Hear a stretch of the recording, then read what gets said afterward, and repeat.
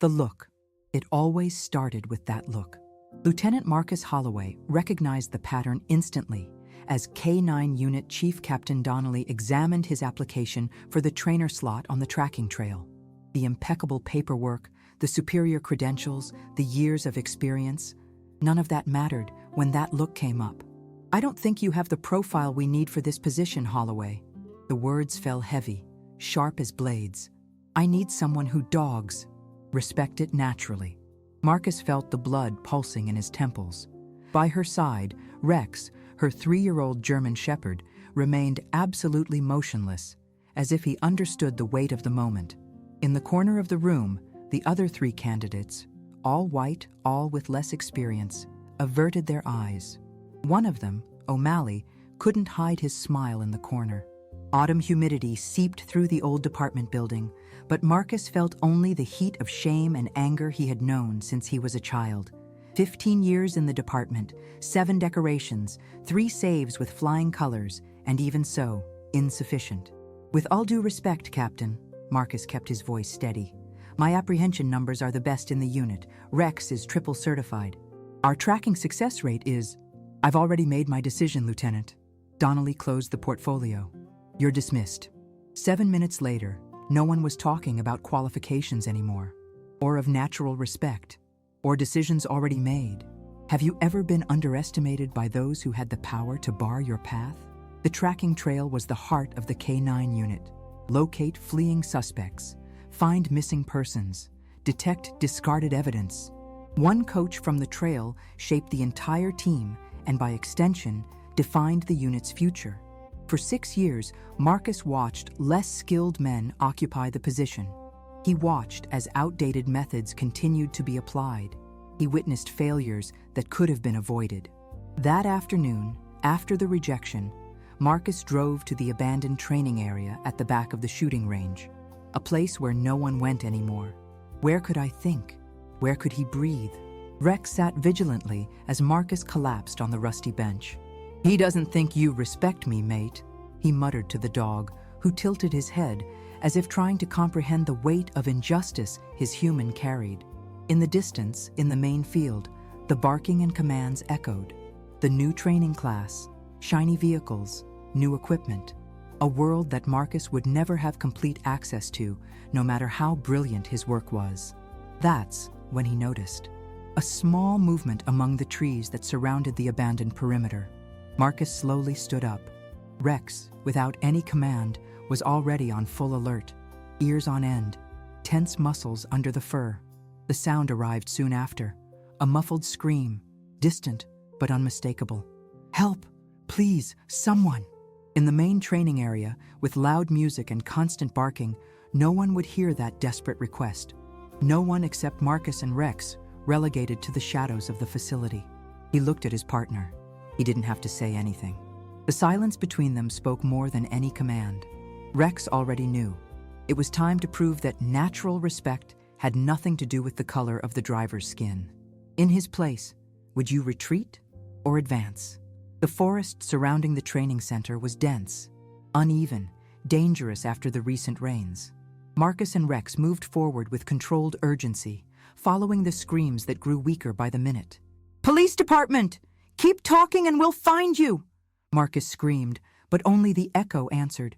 A chill ran down his spine. Whoever was calling for help had fallen silent, or he couldn't scream anymore. "Rex, fetch!" he ordered, removing his service collar. The dog hesitated for a split second, looking at his partner as if asking for confirmation. This was not a training session. There were no supervisors, no formal protocols being followed. Marcus lightly touched the medal he carried in his pocket, the same one his father had received when he became the first black police officer in his district in 1978, a relic of a battle that, apparently, never ended. "Go, partner. Find it." Rex fired, nose close to the ground, zigzagging between the trees with methodical precision. Marcus followed, facing the terrain that grew steeper with each step. The wind shifted, bringing moisture from the ravine ahead. Rex hesitated, momentarily losing track. To a tracking dog, sudden changes in the wind were like invisible walls. Marcus felt the weight of doubt. If they failed now, if they didn't find those who needed help, It would be further proof that he wasn't suitable for the coaching position. More ammo for Donnelly. At that moment, something emerged from Marcus's memories. An old technique taught by an old K-9 trainer who had served in Vietnam. An approach that the department considered outdated, but that Marcus had studied on his own. Rex, high position. The dog looked at his partner, momentarily confused by the non-standard command. Then, as if a telepathic connection had been established between them, Rex raised his head, abandoning the trail on the ground and searching for odor particles in the air. Marcus waited. The silence between them grew, dense as the mist that was beginning to form among the trees. 3 slow breaths was all Rex needed. With a sudden movement, the dog darted through the trees, descending towards the ravine. Marcus followed, slipping through the mud, clinging to exposed roots to keep his balance. When he finally reached the base of the slope, the scenery froze his blood. A girl, no more than 12 years, trapped under a fallen log, the water of the ravine rising dangerously around it. Rex was already by her side, maintaining constant eye contact as trained for panicked victims. "Oh my God," Marcus breathed, assessing the situation. "I'm going to get you out of there. What's your name?" Sophie, she stammered, shivering with cold. Attempts to lift the trunk failed, too heavy for a man alone. The water continued to rise. Marcus checked the radio. No signal in that depression. Screaming for help would be futile. They were too far from the training ground. That's when Rex did something unexpected. Without command, the dog walked away, running a few meters to the side and starting to dig furiously. "Rex, come back here," Marcus called, confused by the out-of-protocol behavior. But the dog continued, and seconds later, his teeth found something. Marcus watched in astonishment as Rex dug up a piece of rusted metal, part of an old forestry tool with a lever-shaped end. Impossible. Totally impossible. Yet there it was, the exact tool they needed, found by a dog that supposedly only followed direct commands. Sophie stared with wide eyes. How did he know? Marcus had no answer. He just took the improvised tool and positioned it under his torso. "We will try again. When I get up, you drag yourself out, you know?" The girl nodded, hope renewed in her eyes. Rex took up position next to Marcus, as if he fully understood the mechanics of the lever and where his strength would be most needed. Silence before action. The moment when everything condensed into pure concentration. Marcus took a deep breath, feeling the cold metal in his hands. And then, with a guttural scream, he applied all his strength. 2 hours later, the training center was buzzing. Paramedics attended to Sophie, who had suffered only mild hypothermia and a few cuts. His family, through tears of gratitude, surrounded Marcus. "She went out to walk the dog and didn't come back," the mother explained, holding Marcus's hands as if they were a lifeline. "If it weren't for you," Captain Donnelly watched from a distance, face impassive. The other officers oscillated between genuine admiration and quiet discomfort. O'Malley, the favorite candidate for the coaching job, couldn't hide his bitter expression.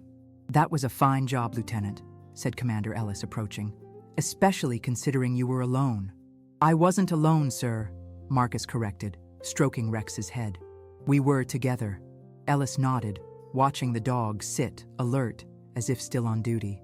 "I heard he found a tool for you. That's not in any training manual that I know of." A heavy silence settled. Donnelly walked over, clearing his throat. "It was lucky. Any dog could have sniffed metal on the ground." "It wasn't the metal he was sniffing out," Marcus replied calmly. "It was the residue of motor oil in the tool. The high-position technique I used allows the dog to pick up particles in the air, not just in the soil." Ellis frowned. "High position? We don't use that in standard training." "No, sir. It is an ancient technique, developed for search and rescue in Vietnam. I studied on my own." The commander gave Donnelly a questioning look, who looked increasingly uncomfortable. "Well," Ellis finally said, "it seems we have a lot to learn from your unconventional techniques, Lieutenant Holloway." The discomfort was now palpable. The officers exchanged quick glances. In the corner, Sophie's father, who had been quiet until then, stepped forward. "My daughter is alive because of this man and this dog," he said, his firm voice cutting through the tense air. I don't know anything about its internal policies, but I know how to recognize excellence when I see it. The words hung in the air like a verdict. The meeting in Donnelly's office the next morning was brief and cold. Commander Ellis suggested that we reconsider his candidacy, he said bluntly. But I have one condition. Marcus waited, keeping his face impassive. Tomorrow, main training ground. You and Rex against O'Malley and Brutus. Time tracking exercise with an audience. The trap was obvious. A public spectacle where any flaw would be amplified. A chance for official humiliation. Time? Marcus asked. 15 minutes to find the extra. On uncharted ground. 15 minutes was half the standard time for advanced exercise. The challenge was absurd, and Donnelly knew it. I do, Marcus replied without hesitation. The momentary surprise on Donnelly's face was barely perceptible. He expected a refusal. Oh, and one more thing, added the captain. Without its unconventional techniques, just standard department protocol. Marcus felt his blood boil, but kept his expression neutral. As you wish, sir. As he left the room, the reality of the challenge hit him. 15 minutes. Uncharted terrain. Standard protocol that deliberately ignored Rex's best abilities. In the hallway, he met Sergeant Diaz, one of the few people in the department who had always treated him with genuine respect. I heard about the challenge, she murmured. It's a trap, Marcus. I know. He already showed the ground to O'Malley last night. They've been training ever since. The information didn't surprise Marcus, but the weight on his chest increased. You could refuse, Diaz suggested. Take that to internal affairs. Marcus shook his head. And to be marked forever as the guy who can't handle pressure? That it needs special rules? Diaz sighed. So what are you going to do? Marcus looked out the window at the training ground, where tomorrow his future would be decided. I'm going to do what I've always done, he replied softly. I'm going to prove my worth. Again and again. As many times as necessary. The silence that followed carried the weight of a truth they both knew. For Marcus, each race was only the prelude to another. An endless cycle. That night, in his quiet apartment, Marcus sat on the floor next to Rex, mentally going over each protocol, every rule, every limitation. The dog rested his head on his knee, eyes attentive as if he perfectly understood his partner's internal battle.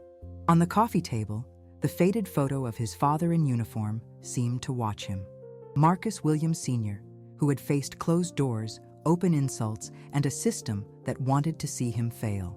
That he never reached rank beyond sergeant, despite qualifications that would make any other man reach lieutenant colonel. What would you do, Dad? Marcus whispered to the photograph. The silence of the apartment was his only answer. Rex moved slightly, pressing his body against Marcus's leg in a gesture of animal comfort that transcended words. The truth was simple and painful. Playing by their rules was never enough. It would never be. Excellence was not enough when the field was sloping from the start. Marcus picked up his phone, hesitated, then dialed a number. Is Sophie okay? She asked when the girl's mother answered. Thanks to you, yes. The doctor said that if I stayed another hour in that water. Marcus closed his eyes, letting the unspoken words hang between them. A life saved. An intact family. That should be enough, right? May I ask you a strange question? He said finally. What did Sophie say about Rex? About how he found that tool? There was a pause. She says it was magical, that it seemed that the dog understood exactly what was needed. But kids, you know how they are. Marcus thanked him and hung up. He looked at Rex, who kept that look of absolute loyalty. It wasn't magic, it was partnership, she murmured, stroking the dog's ears. Something they'll never understand. The decision crystallized in his mind. Tomorrow would not be just another test. It would be a demonstration. The protocol said that the handler commanded and the dog obeyed. A rigid, unquestionable hierarchy. But the real partnership, the one that had saved Sophie, was a dance of mutual trust, of communication that went beyond verbal commands. Marcus stood up, determined. Rex immediately became on alert. Do they want protocol? Said Marcus, more to himself than to the dog. We will give them the best protocol they have ever seen, but in our own way. His father's medal weighed heavily in his pocket as a reminder. Some battles you fight not to win, but because you have to show that you are willing to fight. The morning of the challenge brought rain, not the predicted light drizzle, but a relentless storm that turned the training ground into a treacherous mud. "We could put it off," Ellis suggested, watching the dark sky. "It won't be necessary," Donnelly replied quickly. "Our officers work in all conditions." The audience was larger than expected. Not only officers from the K9 unit, but representatives from all departments. Even some civilians, including Sophie's family, whom Marcus spotted under a colorful umbrella. O'Malley and his dog Brutus, a powerful Rottweiler, were already in position. Confident, preparation, knowing the terrain. Marcus knelt next to Rex, checking his gear one last time. The dog trembled slightly, not from fear, but from anticipation. "Officers!" Donnelly called, raising his voice above the sound of the rain. "The rules are simple. An extra is hiding inside the demarcated area. You have 15 minutes to locate him. Accuracy and speed will be evaluated." Ellis approached, carrying a piece of fabric in a plastic wrapper.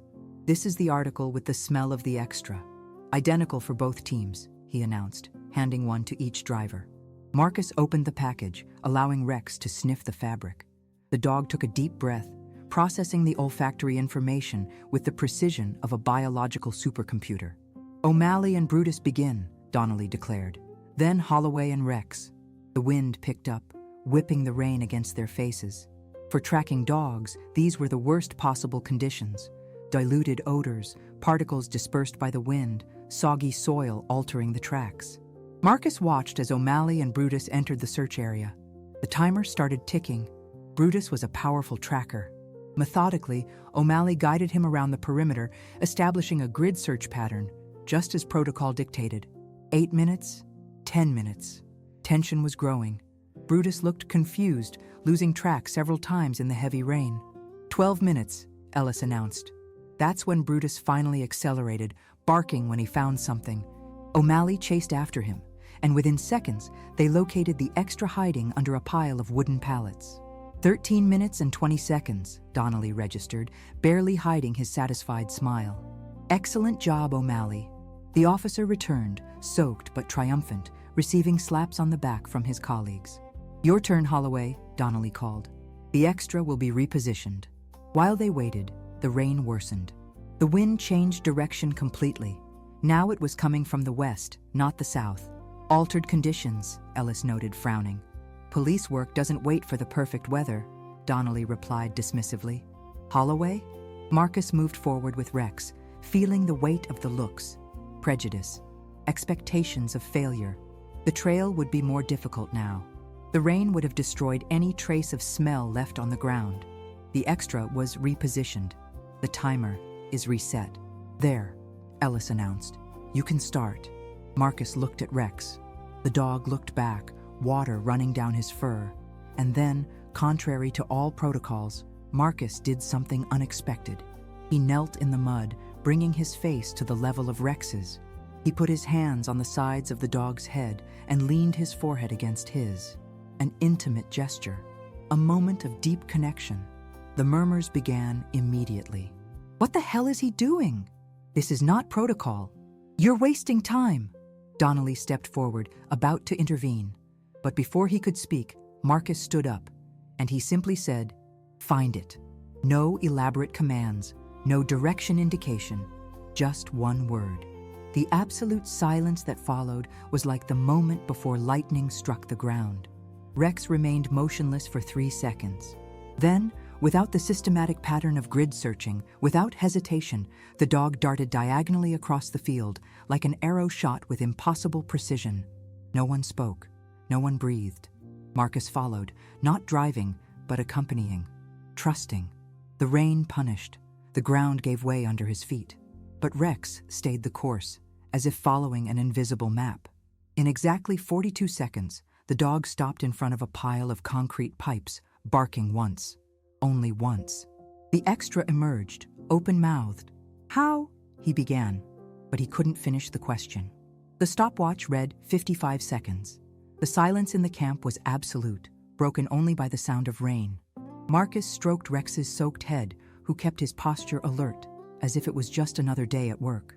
Impossible. someone muttered. You must have cheated, whispered another. Donnelly rushed forward, face contorted into a mask of incredulity and anger. This was not standard protocol. Actually, it was exactly protocol, interrupted a deep, calm voice. Everyone turned. An elderly man approached with difficulty in the muddy terrain, leaning on a cane. Few recognized him immediately, but Marcus did. Sergeant Jack Wilson, retired for 15 years, the man who started the department's K-9 program in 1973.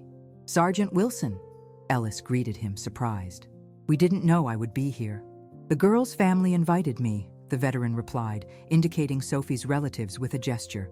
They wanted me to see the man and the dog who saved their daughter. Wilson approached Marcus and Rex, examining the dog with experienced eyes.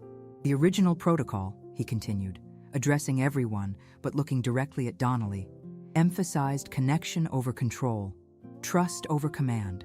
That's how we trained the first dogs. He turned to the audience now, voice gaining strength. But more important than that moment of contact you saw, the one they thought was a violation of protocol? The old coach smiled, a smile that carried decades of knowledge. It's called bond centering, developed in 1968 for search and rescue teams. It allows the handler to transfer his awareness of the goal directly to the dog, without verbal interference that could confuse the animal in extreme conditions. Wilson looked directly at Marcus. My father taught this technique when he was serving in Vietnam. It was his K-9 teams that located more wounded soldiers than any other unit in the history of the conflict. A murmur ran through the crowd. Your father? Asked Ellis, confused. James Wilson, one of the first black dog handlers in the U.S. military, the veteran replied, and mentor to Lieutenant Holloway's father at the police academy for many years. The revelation fell like a thunderbolt. Marcus watched Donnelly's face turn pale. Did you know that? Ellis asked the captain. Donnelly did not respond. He didn't need to. His silence confessed everything. Wilson took a step towards Rex, who immediately recognized the old trainer's authority, sitting down in perfect position. This dog, Wilson said, doesn't just respect its handler. He trusts him. There is a fundamental difference that many have forgotten. The old trainer then turned to Marcus and offered a rare and formal military saluta. Your father would be proud, son. Not only because you keep the old techniques alive, but because you have perfected them. The following week passed in a whirlwind. Administrative meetings, interviews with internal affairs about Donnelly's practices, policy revisions. Throughout a single theme, Marcus and Rex's performance, 55 seconds. A record never before recorded in the history of the department. But domestic politics was a slow machine. Despite the demonstration, despite Wilson's testimony, no official decision had been made about the position of coach of the trail. Donnelly remained captain of the unit, though notably quieter. O'Malley avoided Marcus in the corridors, and life went on, until the call came, a real emergency. 6 years, autistic, nonverbal. He disappeared 4 hours ago in the State Reserve, informed the dispatcher. Storm approaching, temperature dropping. The entire K-9 unit was mobilized. 6 teams, helicopter, volunteers. There, the organized chaos of a search and rescue operation unfolded. Desperate parents, maps scattered on the hood of vehicles, coordinators assigning search sectors. Holloway, you and Rex take the northeast sector, ordered Ellis, who had taken command there. Rough terrain, lots of ravines. What he didn't say, what he didn't need to say, was that that sector was the most dangerous, the most unlikely, the hardest. Donnelly watched from a distance, organizing the other teams. His eyes met Marcus's briefly, but no words were exchanged. The first drop of rain fell as Marcus and Rex began their search. Soon, it was a flood. 2 hours later, without success, the radio crackled. All units, return to the command point, Ellis ordered. Deteriorating weather conditions. We will resume at dawn. Marcus looked at Rex, soaking wet but still alert. The dog looked back as if to ask, are we really going to give up? Control, here, K-9-3. Marcus replied to the radio, requesting search extension in our industry. Silence. So, negative K-9-3. It's getting dark, and the storm is getting worse. Very high risk. Marcus knew what that meant. The boy probably wouldn't survive the night. Autistic, scared, exposed to the elements. Control, K9-3. Understood, returning to the command point. He turned off the radio. Rex kept looking at him, as if he knew exactly what his partner was considering. "What do you think, partner?" Marcus asked softly. "Can we find him?" The dog took 2 steps forward, then looked back, waiting. The choice was clear. Follow orders or follow instincts. Protect your career or risk it all for a chance, perhaps the only one, to save a child. "Let's do it our way," Marcus decided.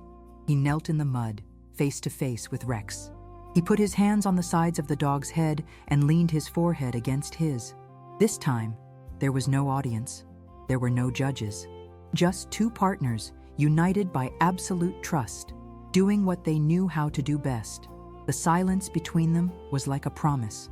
Night fell, the rain turned into hail, the temperature plummeted. In the command center, the mood was one of silent defeat. Volunteers were looking for coffee. Officers checked equipment for the next morning. The boys' parents were consoled by social workers. "Where's Holloway?" Donnelly asked suddenly, noticing the absence. Ellis checked his watch. "I should have returned an hour ago." The radio remained silent. Attempts to contact failed. "He turned off the radio," Donnelly concluded, a gleam of anger in his eye. "He disobeyed direct orders." Ellis looked out the window of the command tent into the impenetrable darkness of the forest. "If he doesn't return in 30 minutes, send a rescue team," he decided. Donnelly laughed humorlessly. "For what? To rescue an insubordinate?" He made his choice. That's when Sergeant Diaz intervened. "With all due respect, sir, Lieutenant Holloway is not alone out there. Rex is with him." "So what?" Donnelly challenged. "So what if they found that girl when no one else could?" Diaz replied, voice firm. "They have something that no other team has." "What exactly?" asked Donnelly dismissively. "Something you'd never understand, Captain," Diaz replied, holding his gaze. "True trust." The silent confrontation between them was interrupted by the noise of the tent tarpaulin being opened. Everyone turned. Marcus was there, soaked, exhausted, covered in mud, and in his arms, wrapped in his own coat, was a small boy, trembling but alive. By his side, Rex, equally exhausted, but with a watchful eye of mission accomplished. The absolute silence that followed was broken by the screams of the parents running towards their rescued son. Doctors approached. The boy was transferred to a stretcher. Technical voices discussed hypothermia, dehydration, trauma protocol. Marcus remained motionless, watching the child being attended. Rex glued himself to her leg as if offering support. When he finally turned, he found Donnelly directly in front of him. "You disobeyed direct orders," said the captain, voice trembling with suppressed anger. Marcus held his gaze. "Yes, sir." He put his life at risk. "It put a valuable asset of the department at risk," Donnelly continued, indicating Rex. "Yes, sir." "Why?" The question hovered between them, loaded with meanings beyond words. "Because it was the right thing to do," Marcus replied simply. "You could have died outside. And that boy would certainly have died if we had waited until tomorrow." Ellis approached, looking from one to the other. "How did you find him, Lieutenant?" he asked. "In the dark? With that storm?" Marcus hesitated. "Rex has found you, sir. I just trusted him." "That's not enough of an answer," Donnelly pressed.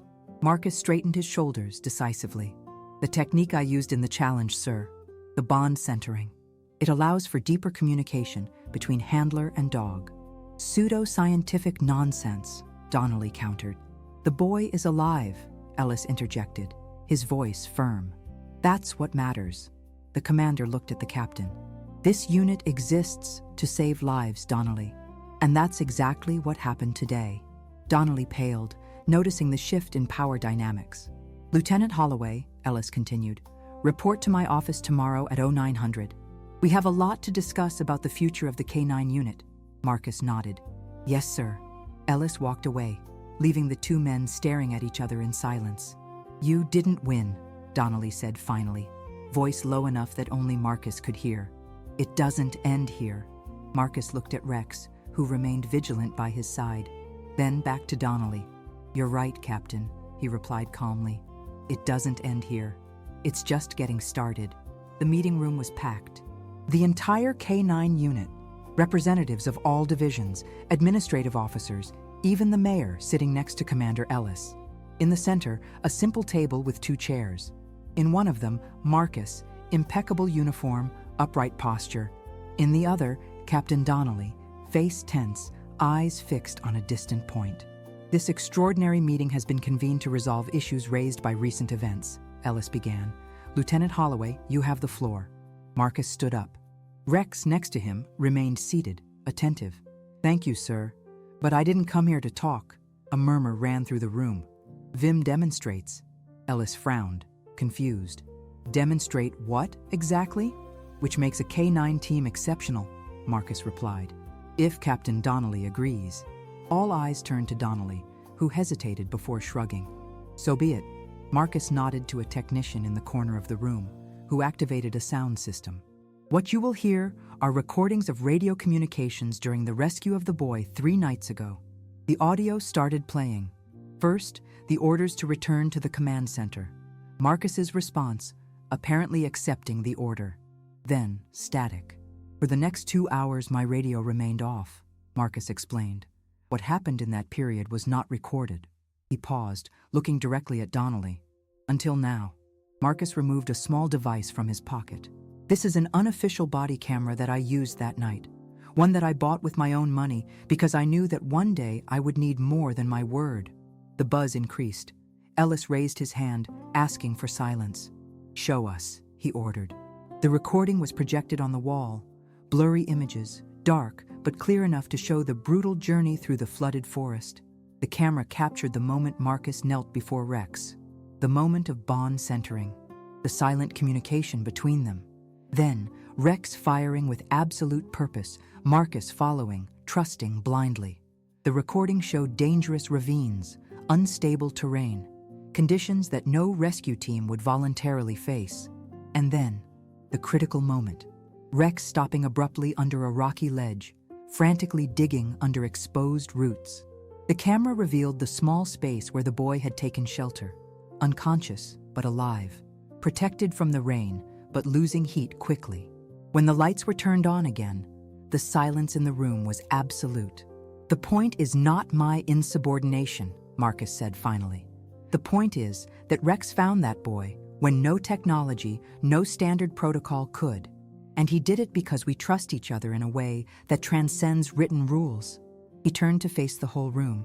I'm not here to ask for the position of coach. I'm here to show you what's possible when we recognize that our dogs aren't tools. They're partners. Marcus then knelt next to Rex, assuming the same position as bond centering. The dog looked straight into his eyes. The silence in the room thickened. No one breathed. Without a word, without a visible sign, Rex stood up. He walked methodically around the perimeter of the room, pausing briefly in front of each person, evaluating, measuring. When it reached Donnelly, the dog stopped. He looked at the captain for a long time. Later, he returned to Marcus's side. He sat down, perfectly still. What have we just seen? Asked the mayor, breaking his silence. Marcus smiled softly. Communication, sir. Rex has just examined every single person in this room.